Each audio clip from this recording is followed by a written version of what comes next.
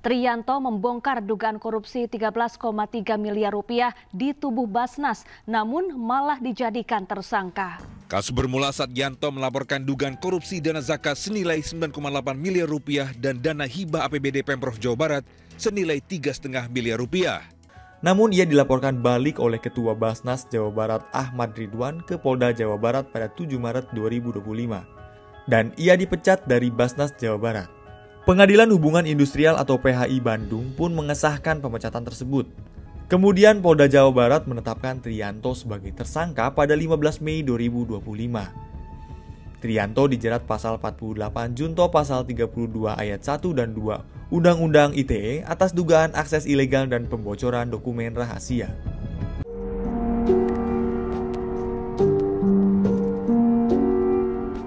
Ya, balik lagi dengan channel Transparansi Internasional Indonesia. Kali ini saya bersama Mas Wahyudi Jafar. Nah, ini kita baru dapat informasi beliau sudah demisioner ya dari Elsam, dan sekarang sedang di lembaga baru, apa namanya, Mas? Namanya kalau NGO Raksa Inisiatif. Ini sebuah foundation untuk isu strategic security sama digital governance lah kira-kira. Tetapi saya juga masih aktif di Koalisi Perlindungan Saksi dan Korban. Isu-isu. Jadi isu-isu soal perlindungan HAM dan betul. Teman-teman itu masih jadi bagian dari lembaga baru ini ya. Betul. Oke. Nah, ini kebetulan kita juga akan membahas hari ini, saat ini ya, tentang isu perlindungan saksi korban ya, terutama dari sisi isu yang sedang berkembang hari ini soal mungkin teman-teman masih ingat soal, dan sekarang mungkin masih berjalan ya kasusnya, kasus Triyanto yang kemudian dilaporkan dalam kasus penyebaran informasi rahasia karena melakukan pelaporan korupsi ke institusi pengawas ya. Saya dengar ada Basnas juga di pusat maupun di inspektorat di pemerintah daerah. Nah, sebenarnya tujuan kita melakukan diskusi ini tentu mau melihat dulu dari sisi regulasi ya, Mas. Jadi kan ini kondisi ini kan seperti berulang ya. Betul. Jadi ketika ada kasus tertentu, ada yang melapor, lalu ada semacam pembalasan terhadap orang yang melapor. Ini sebenarnya kalau kita mau lacak ke belakang, ini kasusnya begini-begini saja. Betul. Apalagi di daerah ya. Di daerah bahkan sampai ada yang dibunuh. Semenjak akhir Orde Baru ini kan sebenarnya masih sama kan. Jadi istilahnya pembalasan itu selalu ada ya. Nah, ini kita mau lihat dulu mungkin dari sisi aturan di kita ya. Kan kita udah punya undang-undang ya, ada undang perlindungan saksi dan korban. Ada lembaga yang ada yang lembaga yang diatur di situ, membentuk lembaga baru ya untuk melindungi. Sebenarnya kalau kita mau lihat seberapa baik sekarang ekosistem perlindungan pelapor itu dari sisi regulasi yang kita punya nih, dari mulai tingkat undang-undang sampai mungkin di tingkatan mungkin yang lebih rendah, entah peraturan atau apa. Ya, jadi memang kan kalau kita lihat ke belakang bagaimana sejarah lahirnya Undang-Undang Perlindungan Saksi dan Korban ya, Undang-Undang 13 2006 itu kan tidak bisa dilepaskan dari dua isu paling tidak ya yang menjadi problem ketika Orde Baru itu berkuasa gitu ya. Pertama soal pemberantasan tindak pidana korupsi, yang kedua itu soal pelanggaran hak asasi manusia yang berat gitu ya. Dimana kemudian pada saat itu banyak pelapor, banyak saksi yang tidak bisa kemudian menyampaikan laporan gitu ya, atau tidak bisa bersaksi secara nyaman, secara aman gitu ya, untuk bisa melakukan pengungkapan terhadap kasus-kasus yang berkaitan dengan tindak pidana korupsi ataupun kemudian yang berkaitan dengan pelanggaran hak asasi manusia yang berat ya.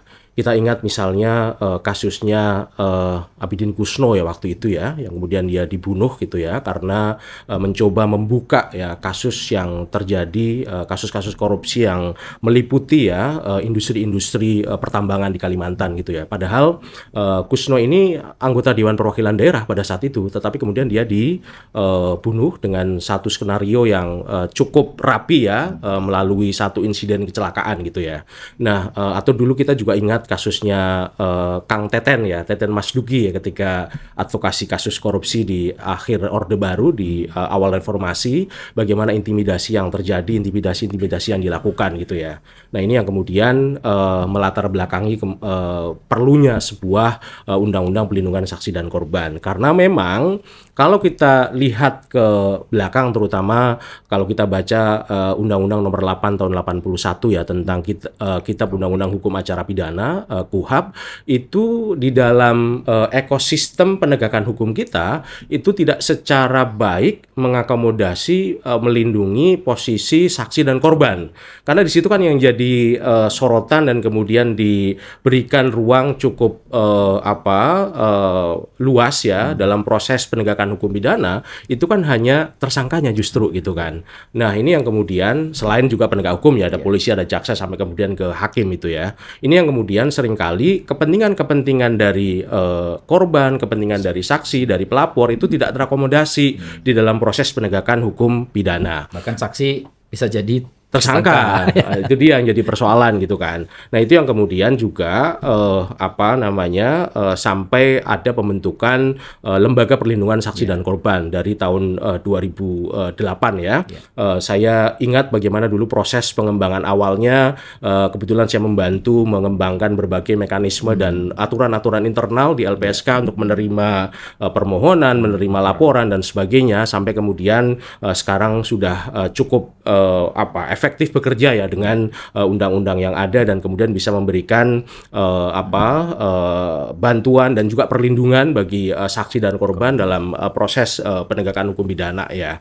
Nah, terkait dengan pelapor, yang menarik adalah kalau kita membaca revisi Undang-Undang Perlindungan Saksi dan Korban ya, Undang-Undang 31 tahun 2014, itu kan bahkan secara spesifik ya sudah memberikan statement jelas bahwa pelapor itu dilindungi, seperti halnya saksi pada umumnya gitu kan.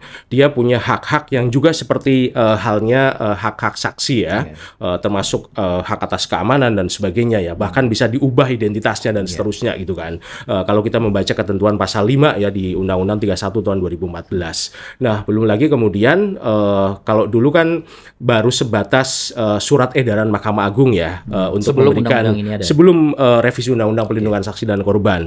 Itu kan pelindungan bagi whistleblower itu kan semata-mata hanya melalui surat edaran Mahkamah Agung bahwa ketika ada pelapor yang dilaporkan, maka dia tidak bisa diproses sebelum kasus yang dilaporkan itu selesai gitu kan. Nah, ini sudah ditegaskan di dalam ketentuan pasal 10 di dalam undang-undang, artinya sudah sangat kuat sebenarnya gitu kan. Nah, ini yang mestinya juga dipahami secara baik oleh aparat penegak hukum. Jadi ketika misalnya menerima laporan dan kemudian ternyata ada pelaporan balik ya sebagai upaya untuk menekan, mengintimidasi, ya diabaikan dulu pelaporan baliknya itu kan. Tapi kemudian menindaklanjuti laporan dari si whistleblower, dari si pelapor, untuk kemudian memastikan apakah tindak pidananya betul terjadi atau tidak gitu kan. Ini kalau mau tertib dan mengacu pada Undang-Undang 31 2014. Itu satu hal ya. Tapi kalau kita aku sempat baca tuh yang soal memang pelapor dimasukkan ke dalam satu pasal ya. Tapi ada di penjelasannya itu. Aku membacanya aku membacanya itu dia membuka peluang bahwa orang yang melapor itu tetap bisa diproses. Ada istilahnya itikat baik. Iya. Jadi, nah apakah itu tidak justru jadi maksudnya dari sisi regulasinya itu menurut Mas Wahyudi itu tidak membuka peluang interpretasi baru dari penegak hukum ketika ada orang melapor yang tanda petik dianggap beretikat buruk, kan dalam konteks Trianto ini kan dia dianggap menyebarkan informasi yang rahasia. Nah, apakah itu justru jadi semacam bumerang ya terhadap pelapor itu sendiri? Dari sisi pemahaman kita membaca aturannya, itu kira-kira gimana, Mas? Ya, dalam konteks pelapor kan sekarang ini kan seringkali kan kita mengkategorisasikan paling tidak menjadi dua kelompok ya. Ada yang dia masuk kualifikasi sebagai pure whistleblower, artinya dia memang murni sebagai pelapor gitu kan. Terus kemudian yang kedua adalah apa yang sering disebut sebagai justice collaborator.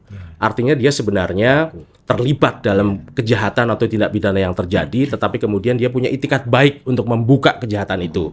Dan bahkan ya kalau kita baca ketentuan lebih lanjut ya, pemerintah kan baru menerbitkan peraturan pemerintah ya terkait implementasi dari Undang-Undang 31 2014 ini di tahun 2025 ini. Di situ ada penghargaan untuk pelaku yang melaporkan gitu ya. Ini bahkan justice gitu kolaborator kan. ya. Ini dalam kapasitas sebagai justice kolaborator gitu kan. Itu satu hal. Yang jadi problem kan tadi. Ini kan kebetulan pelapor yang melaporkan untuk kasusnya Trianto itu ya. Lalu kan kemudian intimidasinya menggunakan tindak pidana lain. Dia tidak kemudian menggunakan tindak pidana korupsi. Nah, tetapi kan kemudian mestinya di level penegak hukum itu punya pemahaman bahwa pelaporan terhadap Trianto itu kan dalam kapasitas karena dia melaporkan dugaan adanya kejahatan di satu institusi itu kan.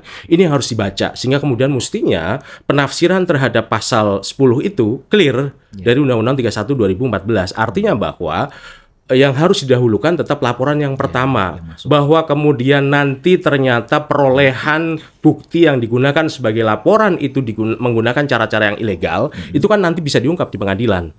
Baru kemudian bisa dilakukan penuntutan kalau memang betul ada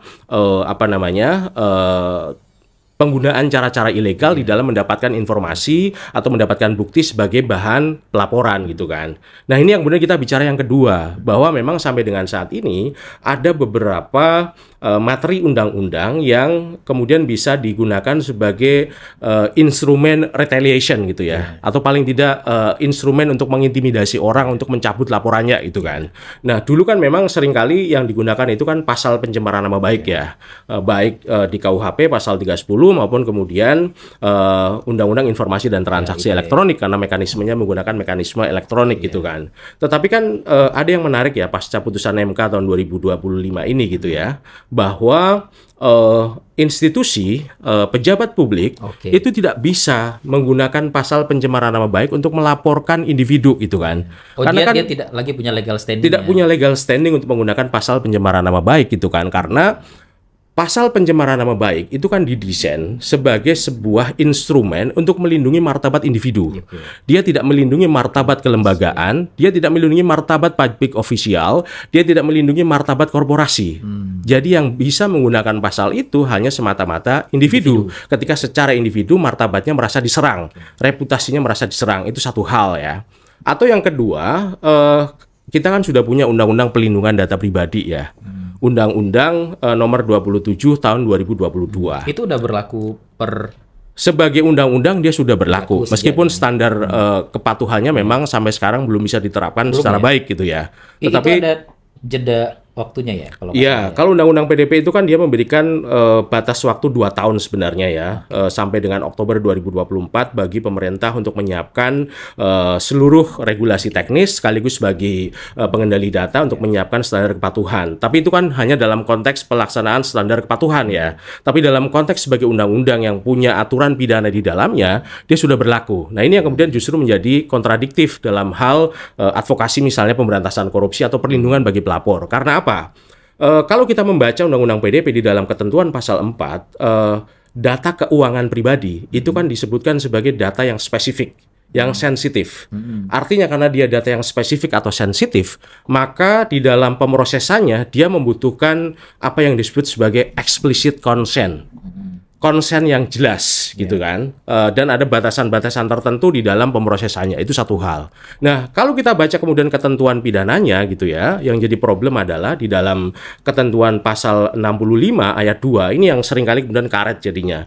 Setiap orang yang melakukan pengungkapan data pribadi secara melawan hukum dipidana. Data pribadi itu termasuk salah satunya adalah data keuangan pribadi. Nah yang jadi problem adalah kata secara melawan hukum. Karena dalam konteks pelindungan data pribadi, sepanjang pemrosesannya tidak memenuhi dasar hukum pemrosesan data pribadi, maka dia bisa dianggap melawan hukum. Jadi misalnya ya, entah orang seperti Trianto, ataupun kemudian misalnya wartawan sekalipun, ketika ada orang yang tidak suka dengan liputannya dan dianggap mengungkap data pribadi orang lain, dia bisa dilaporkan secara pidana. Dan ancaman pidananya 4 tahun. Ini satu soal yang lain. Saya ini bukan sedang mengajari Basnas untuk melaporkan menggunakan Undang-Undang PDP ya, tetapi ini yang jadi problem gitu kan, di mana kemudian ada instrumen dalam Undang-Undang kita hari ini yang memungkinkan atau membuka ruang untuk digunakan sebagai sarana membatasi ekspresi ataupun kemudian partisipasi publik dalam melakukan kontrol terhadap pemerintahan gitu ya. Ini yang kemudian juga menjadi soal saat ini. Nah, ya berarti kan di satu sisi undang-undang perlindungan saksi korbannya itu sudah cukup baik ya. Yeah. Tapi kemudian ada beberapa undang-undang regulasi termasuk undang-undang PDP itu yang kemudian seperti ada kontradiktif tuh. Betul. Jadi nanti bisa jadi tuh problemnya nanti mungkin di penegakan hukumnya. Betul. Polisi betul. bisa polisi, jaksa atau KPK bisa pakai yang ini, nanti mana yang tidak dia pakai gitu. Jadi ada semacam, kalau bisa kita bilang ini seperti saling bertentangan. Nanti ketika diterapkan dia jadi tidak klop gitu ya. Akhirnya membatasi kalau dalam konteks ini partisipasi masyarakat dalam melakukan pelaporan terhadap kasus-kasus kejahatan ya. Padahal itu kan juga dijamin oleh undang-undang kan. Itu dijamin undang-undang. Iya, undang-undang 2298 itu kan jelas ya. Undang-undang Tipikor, undang-undang KPK dan seterusnya itu kan menjamin. Maka ada penghargaan juga nih yang di Tipikor ya, ketika melapor dan seterusnya. Nah, itu di satu sisi regulasinya memang agak berantakan juga tuh akhirnya kalau kita lihat ya. Jadi ini nanti ke depan kalau apalagi undang-undang PDP-nya sudah mulai jalan ini 2024 ini, ya senjata lagi nih bagi pihak-pihak tertentu yang melakukan pembalasan itu. Jadi kita mungkin sekarang undang-undang ITE nggak takut lagi nih, misalnya, atau pencemaran nama baik itu kita udah nanti pejabat publik nggak bisa nih melakukan pembalasan lewat pencemaran nama baik. Tapi ternyata ada PDP ini. Iya, itu dia. Oke, nah. Kemudian ini soal kelembagaan, Mas. Tadi kan kita bicara soal LPSK. LPSK ini sudah cukup baik dari sisi artinya ada institusi yang memang ditugaskan oleh negara untuk melakukan perlindungan. Nah, tapi ini gimana nanti relasinya dengan institusi lain? Karena nanti kan dia akan berhubungan dengan kejaksaan, polisi, KPK. Nah, ini kemarin KPK teman-teman ini kan melapor ya ke KPK ya. Nah, kita nggak tahu tuh gimana tuh caranya. Maksudnya yang bersangkutan ini kan statusnya pelapor, tapi kemudian kasusnya ini ditangani polisi untuk pidananya. Tapi yang kasus korupsinya, nah ini kita nggak tahu nih. Siapa yang akan menangani? Nah, apakah kejaksaan atau apa?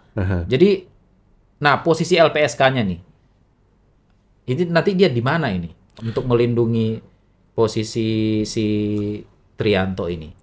Ya, jadi begini, sebelum ke situ memang yang harus kita baca adalah salah satu kelemahan sistemik dari pelindungan saksi dan korban ya, Undang-Undang Pelindungan Saksi dan Korban ataupun juga kemudian Lembaga Perlindungan Saksi dan Korban sendiri LPSK itu kan dia belum secara eksplisit menjadi bagian yang integral dari Integrated Criminal Justice System. Karena kan dalam konteks Integrated Criminal Justice System, acuan bagi seluruh penegak hukum Indonesia saat ini itu kan KUHP ya, Undang-Undang Nomor 8 Tahun 81. Nah, di mana kemudian di situ secara spesifik dia identifikasi siapa saja penegak hukum gitu kan. Ada polisi, ada jaksa, ada hakim, ada advokat di situ gitu ya. Nah, posisi LPSK tidak ada di situ. Tidak ada di situ. Nah, itulah kenapa kemudian seringkali dalam beberapa kasus ya yang sudah terjadi kan meskipun permohonan perlindungan, permohonan bantuan itu diajukan melalui LPSK dan ditangani semua oleh LPSK, ketika proses persidangan itu berlangsung, maka kemudian LPSK menggunakan tangannya jaksa untuk misalnya meminta kompensasi atau restitusi gitu ya di dalam proses persidangannya gitu kan. Oh, itu dia jadi satu hal. Pihak yang kemudian masuk dalam proses persidangan. Iya. Kalau itu terkait restitusi tadi. Restitusi ataupun kemudian kompensasi. Tetapi kan kemudian jaksa yang mengajukan. Jadi yang mengajukan langsung meminta kepada hakim sebagai tambahan tuntutan gitu ya. Itu jaksa yang mengajukan. Bukan kemudian LPSK secara langsung menyampaikan di dalam proses itu. Itu kalau jaksanya mau. Iya, kalau jaksanya menerima. Ini kan kelemahan sistemiknya makanya di situ. Nah, itulah kenapa kemudian ke depan ini kan ada proses yang paralel sebenarnya kan.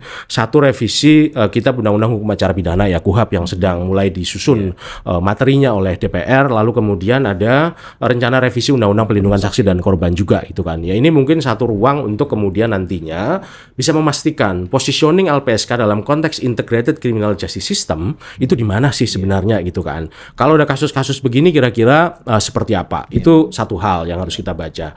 Yang kedua tadi ya terkait dengan kasus ini memang lagi-lagi kelemahannya karena tadi ada problem, kita kan harus mengakui bahwa ada ego sektoralisme yang sangat kuat di antara aparat penegak hukum kita gitu ya, bahwa mereka merasa bahwa mereka sudah bekerja berdasarkan undang-undangnya masing-masing. Masing-masing punya undang-undang dan mereka bekerja atas undang-undangnya. KPK dengan undang-undang KPK, Kejaksaan dengan undang-undang Kejaksaan dan undang-undang pemberantasan tindak pidana korupsi, polisi dengan undang-undang polisi gitu kan, LPSK dengan undang-undang LPSK. Akhirnya nggak ketemu. Nah, ini yang kemudian tentunya ya dulu ada mekanisme koordinasi, meskipun itu problematik ya. Dulu kan kita mengenal ada Mahkum Japol dan sebagainya itu kan. Nah, ini bagaimana kemudian ruang koordinasi ini terbangun. Nah, sebenarnya kan kalau kita baca ya, konsideran dari KUHAP kita, termasuk kemudian kalau kita baca memori Van Lichting dari proses pembahasan KUHAP tahun 81, itu kan dia ingin menciptakan mekanisme koordinasi. Nah, baik memang mungkin secara konseptual, secara rumusan aturan, rumusan undang-undang. Tetapi kemudian ketika itu diturunkan ke level praktikal ya, ke level teknis gitu, implementasi, yang kemudian menjadi problem karena tadi yang dikedepankan justru kan ego sektoralismenya gitu kan. Sekarang kan tinggal bagaimana ada kesepakatan di antara penegak hukum bahwa ketika itu ada kaitannya dengan perlindungan terhadap saksi, perlindungan terhadap pelapor gitu ya, ya sudah itu ruangnya LPSK. Nggak usah diungkit-ungkit gitu kan. Artinya seluruh kepentingan dari si saksi, dari si pelapor ini biar diwakili oleh LPSK gitu kan. Tapi nanti dalam penerapannya gimana? Jadi misalnya begini, misalnya taruhlah si A ini melapor ke KPK sebagai pelapor ya. Kemudian terungkap bahwa dia melapor ya. Nggak tahu mungkin dia karena apa, atau mungkin NGO ya yang melapor kan kelihatan ketahuan tuh lembaganya orangnya. Lalu ada orang lapor balik kan, dia lapor ke KPK, lapor balik. Nah, atau mungkin dia lapor polisi atau lapor ke kejaksaan. Nah ini kan satu hal ya. Jadi posisi LPSK ketika ada pelapor yang misalnya diproses di kepolisian, nah itu kan kalau mau didesain itu seperti apa? Kalau mungkin bahasa kita koordinasi itu mungkin agak apa ya? Itu kurang jelas juga. Maksudnya itu seperti apa? Kan jadi kayak ini ya. Aku nggak tahu apakah LPSK itu juga diatur oleh pemerintah ya. Artinya regulasinya kan kejaksaan, ya sekarang KPK kan di bawah presiden ya. Jadi maksudnya kejaksaan, berarti kan ini semuanya di bawah presiden sebenarnya. Kejaksaan, KPK, polisi itu juga di bawah presiden. Maksudku LPSK ini apakah dia juga menjadi bagian dari itu atau gimana ya? Maksudnya dia diatur juga oleh pemerintah apa tidak? Karena kemarin itu aku ingat mereka minta dipisah ya ininya, institusinya ya. Kesekjenan atau apa gitu. Ya itu sudah terbentuk berdasarkan Undang-Undang 31 2014. Jadi kalau baca undang-undangnya memang dia independen sebenarnya LPSK itu. Nah maksudku gimana dia bekerja itu akhirnya polisi, jaksa, KPK ini juga tunduk terhadap kewenangannya dia untuk melindungi yang dilaporin tadi itu. Nah itu secara mungkin agak teknis ya. Itu gimana caranya selain soal kerjasama ya. Dulu aku pernah dengar tuh ada yang bikin MOU ya. MOU antara si LPSK dengan KPK ya waktu itu ya, untuk melindungi pelapor dan seterusnya. Makanya itu ada yang dulu itu yang WBS-nya KPK itu dianggap baik ya. Nah dengan polisi nih, dengan jaksa itu apakah cukup dengan itu tadi MOU lagi tadi atau perlu mungkin payung hukum yang lebih tinggi lagi sebenarnya? Kalau itu kemudian bisa dilembagakan ya dalam sebuah aturan yang lebih kuat ya. Misalnya nanti KUHAP memandatkan satu rumusan atau substansi tertentu, materi tertentu ya, yang kemudian memungkinkan bagi LPSK untuk secara aktif dan proaktif memberikan perlindungan bagi para pelapor, itu akan lebih baik gitu ya. Atau misalnya juga ada semacam mandat bagi institusi-institusi yang menerima pelaporan seperti halnya KPK ataupun kemudian kepolisian atau kejaksaan, ya ini yang memang harus segera diperbaiki ya. Harusnya kan ketika menerima laporan itu kan ada semacam analisis risiko bagi si pelapor gitu ya. KPK misalnya nih menerima laporan dari seorang whistleblower, dia akan kemudian melakukan semacam risk assessment gitu ya terhadap si pelapor, kira-kira resikonya tajam atau resikonya kuat atau enggak terhadap si tinggi atau enggak kepada si pelapor ini. Kalau misalnya ternyata hasil risk assessment-nya adalah resikonya tinggi bagi si pelapor ini, dia langsung memberikan rekomendasi untuk kemudian LPSK memberikan perlindungan bagi si pelapor ini. Harusnya kan begitu. Itu bisa secara proaktif jadinya gitu kan. Tidak kemudian harus menunggu si pelapor meminta perlindungan kepada LPSK gitu kan. Jadi tempat dia melapor pertama nih. Iya, jadi tempat dia melapor pertama, yang menerima laporan pertama berdasarkan risk assessment yang dilakukan, langsung memberikan rekomendasi kepada LPSK untuk memberikan perlindungan kepada si pelapor gitu kan. Mekanisme ini kan belum ada gitu kan. Nah, ini yang kemudian memang tata kelola dan ekosistem whistleblowing system kita memang perlu diperbaiki gitu kan. Nah, ini tidak hanya bagi aparat penegak hukum, tetapi mungkin semua lembaga gitu kan. Apa yang terjadi di kasusnya Trianto itu kan sebenarnya memperlihatkan bagaimana whistleblowing system di institusi Trianto bekerja itu tidak berjalan dengan cukup baik gitu kan. Padahal ini kan standarisasi yang sebenarnya bisa dikembangkan dari berbagai standar, dari berbagai mekanisme yang bisa diadopsi oleh seluruh institusi gitu kan. Termasuk kan ini kan ada kaitannya dengan sistem pencegahan fraud, bagaimana mekanisme whistleblowing sistemnya dan sebagainya gitu kan. Ini yang mungkin juga ke depan perlu didorong. Jadi tidak hanya kemudian pengembangan regulasi di level aparat penegak hukum ya dalam konteks penanganan ketika sudah menjadi perkara hukum, tetapi bagaimana institusi-institusi itu juga punya mekanisme dan standar internal yang itu bisa menjadi acuan ketika misalnya muncul kasus-kasus seperti ini gitu kan. Ketika ada laporan dia tadi. Betul, ya itu kan. Jadi mungkin Trianto tidak akan langsung melaporkan ke inspektorat atau ke Basnas ketika ada mekanisme internal yang bisa digunakan gitu kan. Ya, tapi ini lebih aneh lagi sebenarnya. Karena yang melaporkan dia adalah Basnas juga. Itu dia. Maksudnya dokumennya itu diserahkan kepada Basnas yang di pusat dan inspektorat ya Pemda. Tapi yang melaporkan dia adalah Basnas Jawa Baratnya. Betul itu kan. Jadi ini bukan soal kelemahan lagi, mungkin tidak ada. Bisa jadi tidak ada mekanisme itu di Basnas ya. Jadi ya udah orang kalau sudah macam-macam di dalam ya pasti ketahuan siapa yang bersuara dan seterusnya. Iya. Padahal kan sebenarnya kan ya dengan perkembangan sistem keuangan hari ini ya, sistem akuntansi hari ini gitu kan.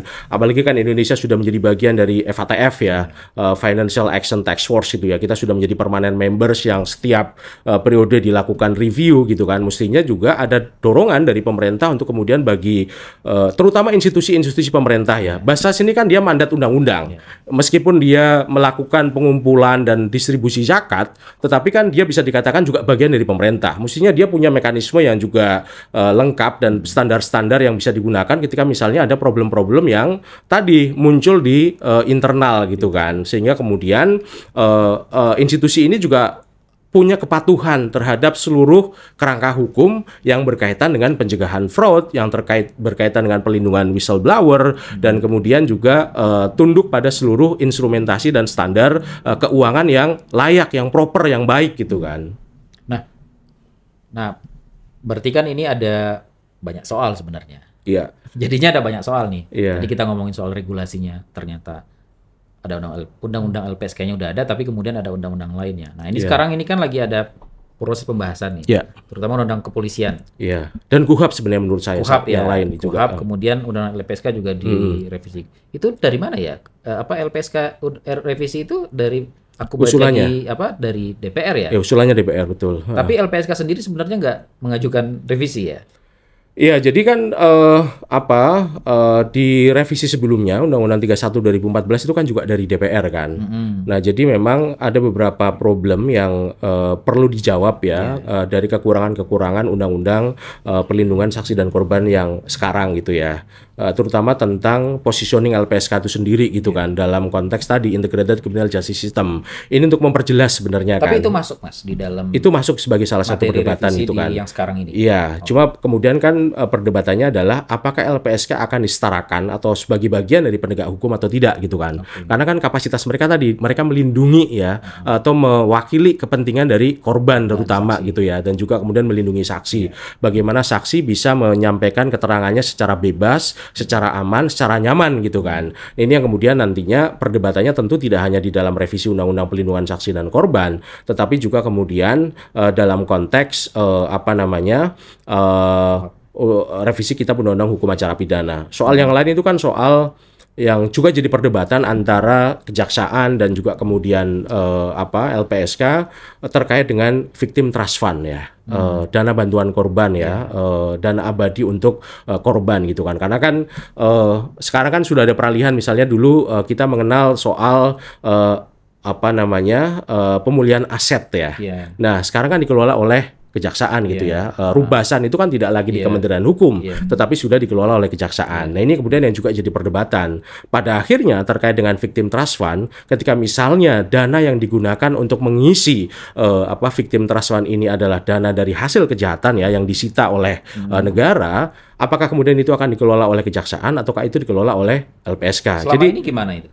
Ya selama ini kan belum ada mekanisme itu. Jadi kan berarti sekarang kan yang melakukan penyitaan itu kan kejaksaan sebagai jurusitanya gitu, lalu kemudian disetorkan ke negara sebagai penerimaan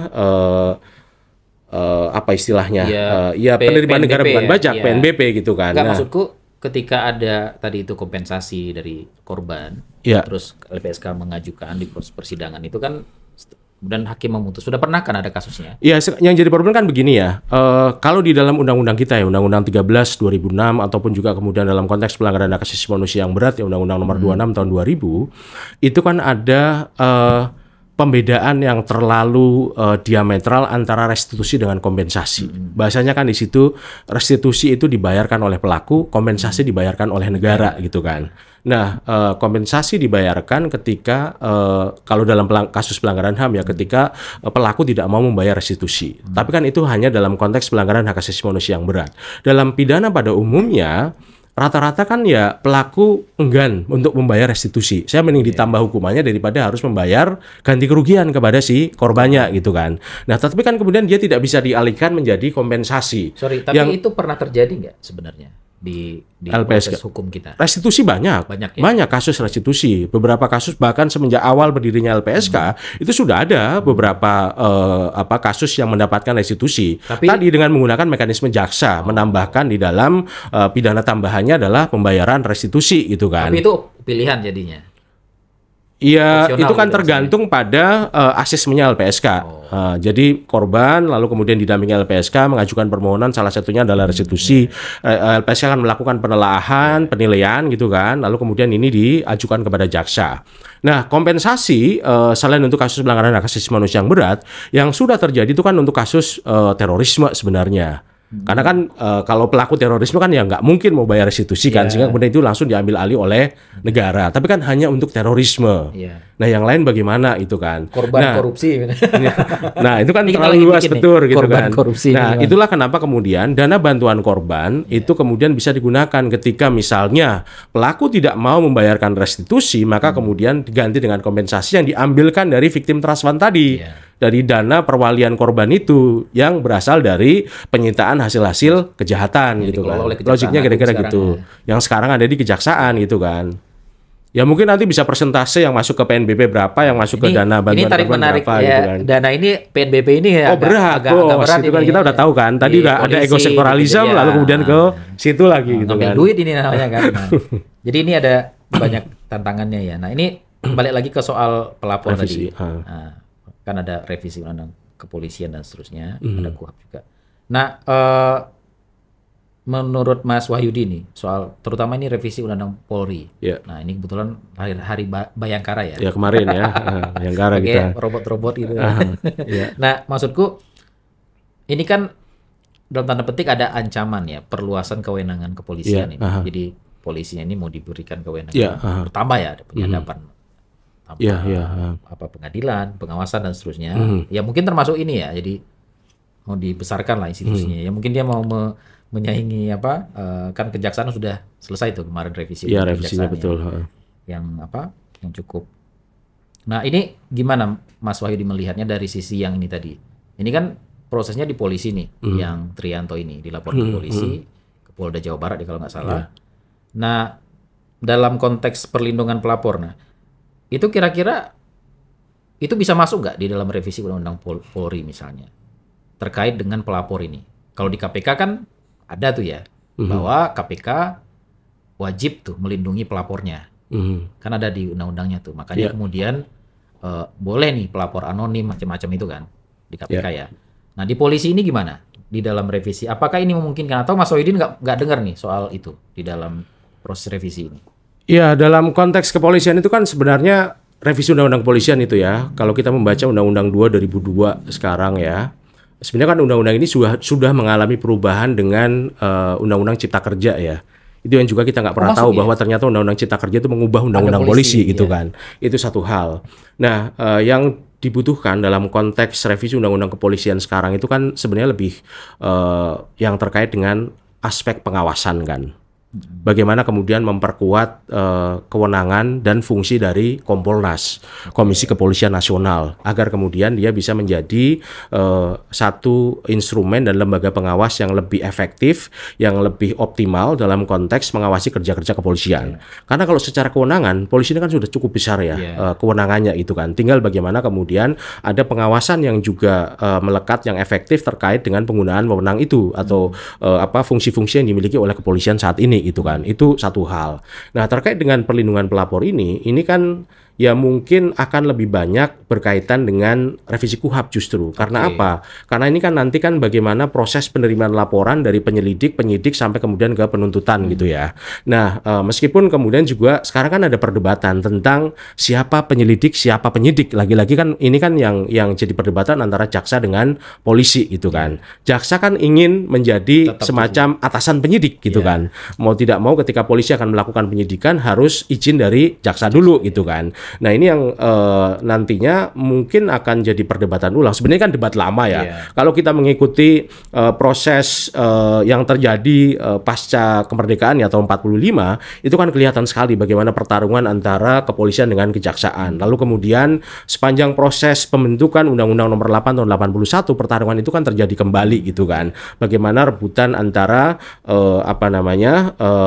kepolisian dengan kejaksaan yang kemudian dijembatani dengan semacam pendekatan untuk membedakan antara penyidik dengan penuntut yang di situ dipertegas bahwa penyidik adalah polisi, penuntut adalah jaksa. Nah, yang itu juga kemudian sebenarnya kalau kita mengikuti proses amandemen Undang-Undang Dasar 1945, dulu kan di dalam rancangan yang disusun oleh panitia ad hoc MPR itu kan ada bab khusus tentang kekuasaan kehakiman dan penegakan hukum.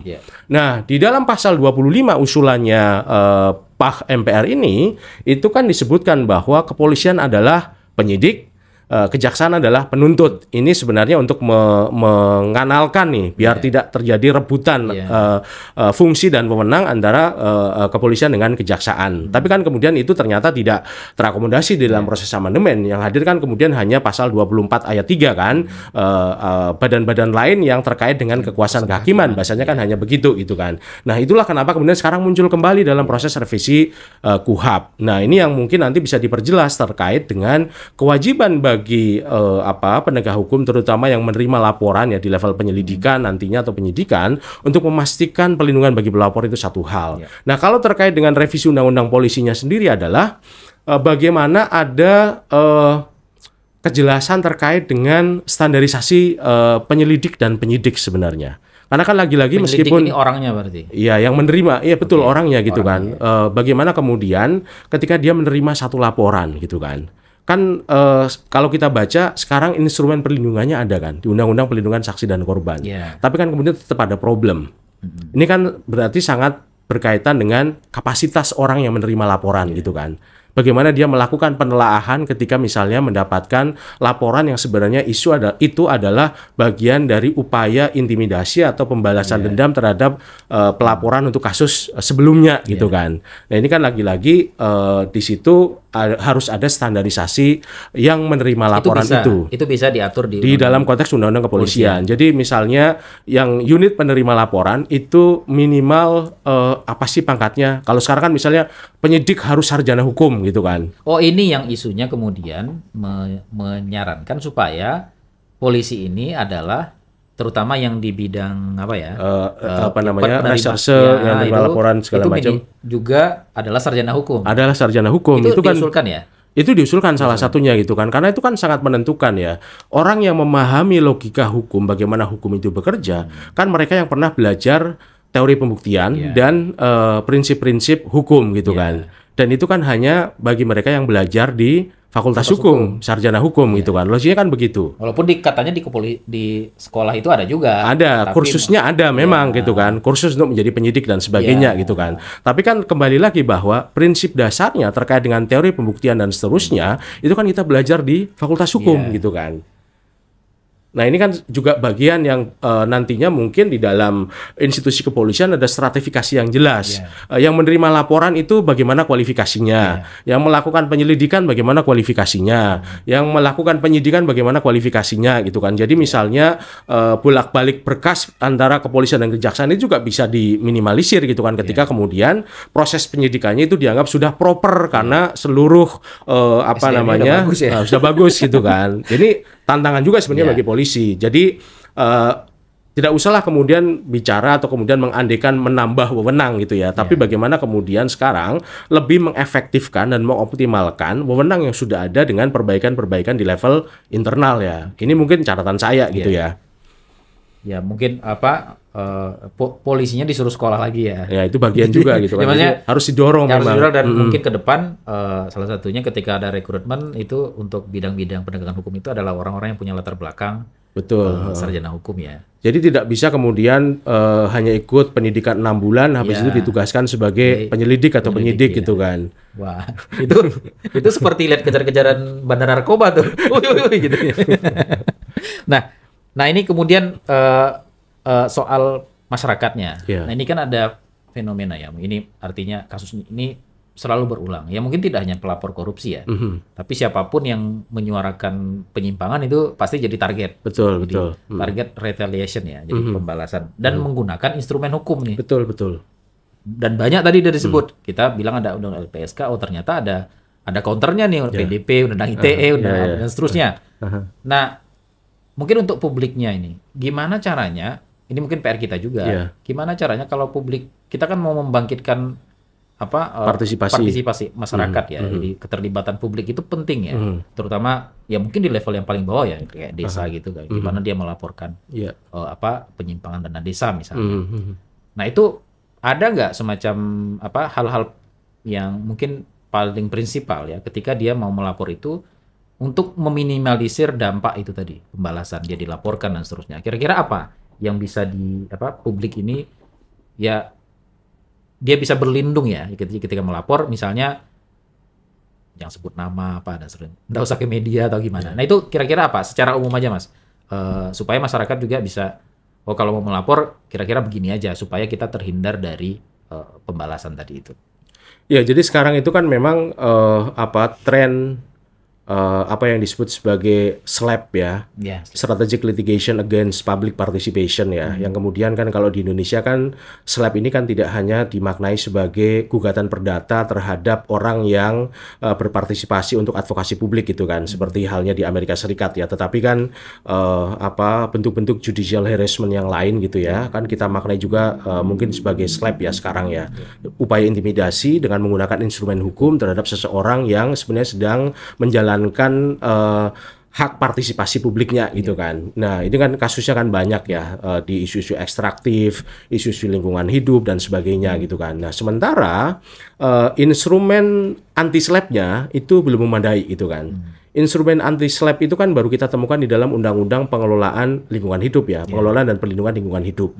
Yang kemudian itu diturunkan ada peraturan Menteri KLHK ya terkait dengan perlindungan bagi pembela lingkungan gitu ya. Sama sebenarnya konteksnya dengan korupsi, kalau ada kasus korupsinya yang diproses dulu ya kasusnya, bukan kemudian yang orang yang melaporkan. Ini kan sama juga sebenarnya konsepnya gitu kan. Nah ini tinggal bagaimana kemudian untuk memperbesar ruang partisipasi publik sekaligus juga memberikan perlindungan yang lebih eksplisit, yang lebih jelas, yang lebih tegas bagi partisipasi publik. Ya mungkin perlu sih memperkuat mekanisme-mekanisme anti-SLAP atau instrumen atau standar anti-SLAP. Misalnya melalui apa gitu kan. Nah, tadi kalau dalam konteks kasus pidana kan mungkin bisa dijembatani melalui proses revisi KUHP ini ya, itu satu hal. Termasuk juga kemudian revisi Undang-Undang Perlindungan Saksi dan Korban itu bisa didetailkan lagi terkait dengan mekanisme perlindungannya ya di pasal 10 itu. Nah, juga kemudian pemerintah ini kan berencana untuk merevisi Undang-Undang Hak Asasi Manusia ya, Undang-Undang 39 tahun 99 gitu kan. Nah, kan di sana kan ada partisipasi masyarakat ya dalam konteks hak asasi manusia. Nah, itu juga mungkin bisa jadi ruang untuk kemudian lebih menegaskan tentang bagaimana standarisasi perlindungan atau jaminan perlindungan bagi para pelapor ya, termasuk atau publik pada umumnya ya, dalam konteks partisipasi mereka gitu kan. Ya itu bisa dikatakan sebagai instrumen anti-SLAPP gitu ya, di dalam Undang-Undang Hak Asasi Manusia gitu kan. Itu juga mungkin ruang ya, tinggal bagaimana kemudian ya kalau negara punya komitmen untuk secara baik ya, secara konsisten menjalankan kewajiban-kewajiban konstitusionalnya kan. Karena di situ kan ada hak konstitusional yang diatur pasal 28 gitu ya. Di situ kan diperlukan instrumen-instrumen perlindungan yang lebih praktikal, yang bisa menjadi kemudian rujukan bagi penegak hukum untuk tidak kemudian secara sembarangan memproses laporan gitu kan. Nah ini yang kemudian tentu butuh kepeloporan sebenarnya gitu kan dari ya para pengambil kebijakan ini, termasuk juga kemudian masyarakat juga mungkin bisa lebih aktif ya memastikan, menyuarakan ini gitu ya, agar kemudian instrumen-instrumen hukum yang diciptakan oleh pemerintah dan DPR itu tidak semakin membatasi ruang bagi publik, bagi masyarakat, bagi partisipasi, tetapi semakin memberikan proteksi, perlindungan bagi publik, bagi masyarakat untuk berpartisipasi gitu kan dalam seluruh proses penyelenggaraan negara ini. Karena esensi demokrasi kan di situ. Esensi demokrasi itu kan kebebasan berekspresi.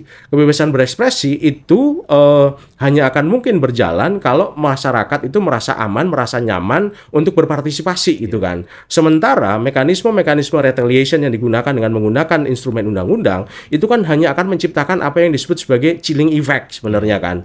Efek ketakutan yang mendalam atau efek jeri. Orang menjadi takut, ngapain gue laporin kalau kemudian nanti gue malah dipidana, gue dilaporkan gitu kan. Nah, termasuk juga kemudian tadi secara teknis bagaimana seharusnya sebagai bagian dari mekanisme perlindungan terhadap pelapor, sistem laporannya itu bagaimana sih? Lalu bagaimana tindak lanjut dari laporan itu gitu kan? Dia harus diotorisasi oleh siapa gitu kan? Artinya kan ketika akan membuka ruang dan memberikan mekanisme perlindungan yang lebih baik bagi pelapor, tidak semua orang dalam satu institusi itu bisa mengakses laporan itu kan? Kalau kemudian laporan itu bisa diakses oleh semua orang di dalam institusi yang menerima laporan, ya bocor dong. Oh, ini yang laporan gitu kan. Hanya bocor terus ya. Nah, itu dia. nah, ya berarti kan gini, kita mau meyakinkan masyarakat bahwa sebenarnya tidak ada masalah nih ketika masyarakat ingin melaporkan kejahatan ya, termasuk korupsi. Kalau ada penyimpangan ya dilaporkan saja. Karena sebenarnya secara regulasi ini udah ada sebenarnya undang-undang tadi itu. Cuma masalahnya adalah yang paling penting itu tadi polisi kok nerima gitu ya. Terus kalaupun misalnya nanti ada perlindungan kayak anonim gitu, walaupun kemudian bocor ya, nah itu juga soal ya. Tapi maksudku kan situasinya sekarang nih Trianto sudah jadi tersangka di kepolisian. Nah mau tidak mau kan nanti itu kasusnya pasti naik ke kejaksaan. Nah ini nanti jaksanya nanti terima lagi masalahnya. Terus ya, nanti, maksudku ini mereka sepaham dalam hal itu ya, tapi tidak sepaham dalam hal yang lain nih. Jadi maksudku, ya itu bisa jadi soal itu tadi yang Mas Wahyudi bilang. Ini ego antar institusi ini tidak saling menganggap ya dia punya undang-undang sendiri ya, kita menjalankan kewenangannya sesuai dengan undang-undang yang dia punya. Nah itu kan ada semacam di tingkat institusi negaranya nih, LPSK juga ada di situ. Nah dalam konteks taruhlah kita belum ngomongin soal perubahan undang-undangnya.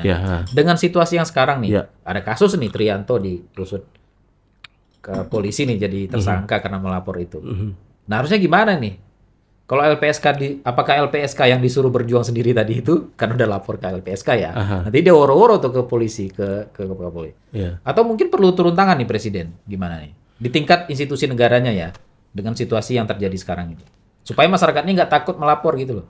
Ya, jadi kan gini ya, saya mungkin pakai logika ini ya, sengketa pers gitu ya. MOU antara Dewan Pers dengan kepolisian. Bahwa ketika ada wartawan dilaporkan atau seseorang dilaporkan karena suatu konten pers, maka kemudian kepolisian tidak menerima laporan itu tetapi melimpahkannya kepada Dewan Pers. Itu terjadi. Itu terjadi itu kan, meskipun kemarin sempat terjadi perdebatan untuk beberapa media gitu ya, di mana kemudian kepolisian akan bertindak, tetapi kemudian ketika Dewan Pers menyatakan bahwa itu adalah konten pers, itu tidak dilanjutkan oleh polisi. Ini sebenarnya juga sama seharusnya gitu kan. Ada kesepahaman antara LPSK dengan kepolisian gitu misalnya, ketika ada pelaporan terhadap seseorang karena laporannya gitu ya, karena laporan si pelapor ini, maka seharusnya kepolisian secara proaktif langsung berhubungan dengan LPSK untuk kemudian mendelay, menghold laporan terhadap si pelapor ini gitu kan. Nah, kesadaran ini kan belum ada gitu kan. Atau jangan-jangan institusinya tidak paham terkait dengan mekanisme ini. Ini juga satu soal gitu kan. Ini kan kita tidak bisa kemudian hari ini mengandaikan asas hukum bahwa semua orang dianggap tahu undang-undang gitu kan.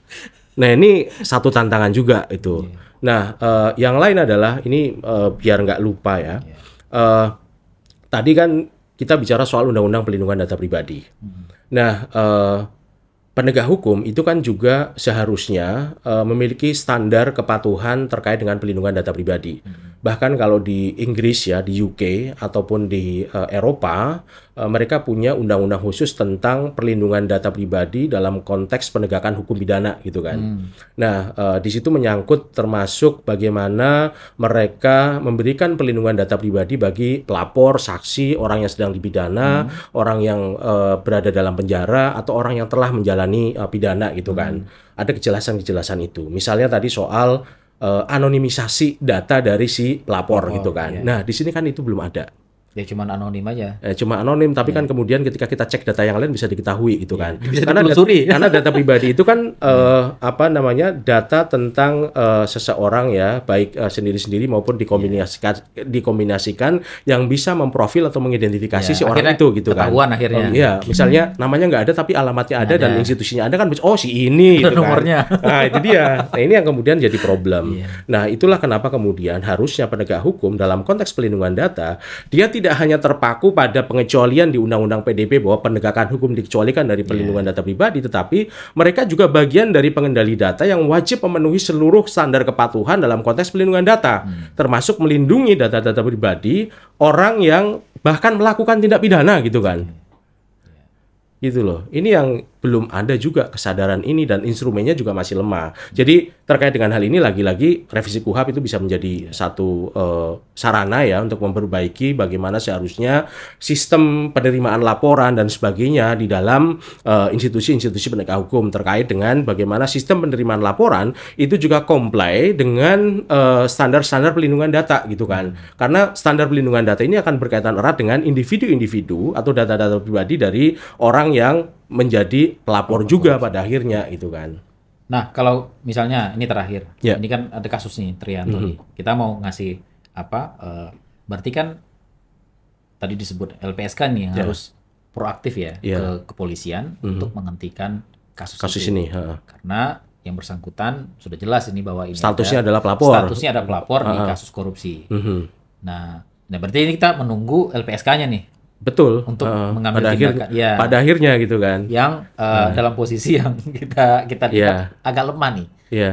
Dia bukan institusi penegak hukum, lalu dia akan istilahnya mengintervensi ya proses penyidikan di institusi penegak hukum. Berarti itu jadi untuk posisi seperti halnya kemudian LPSK memberikan status justice kolaborator gitu kan. Dulu kan KPK gitu kan. Sekarang harusnya LPSK memberikan status justice kolaborator untuk kemudian mengurangi ancaman hukuman bagi si pelaku ini karena dia menjadi justice kolaborator. Pun sama ya dalam hal ini gitu kan. Harusnya LPSK setelah menerima permohonan perlindungan sebagai pelapor, dia mengeluarkan status bahwa dia adalah pelapor dalam kasus ini dan menyampaikan itu kepada kepolisian untuk kemudian hentikan atau paling tidak menunda gitu kasusnya sampai kemudian yang ini diproses, kasus korupsinya diproses. Oke, Mas Wahyudi, saya kira kita di ujung diskusi. Nah, ini udah 1 jam ini, tidak terasa. Siap. Oke. Baik, teman-teman, kita ketemu lagi di episode berikutnya. Terima kasih. Terima kasih.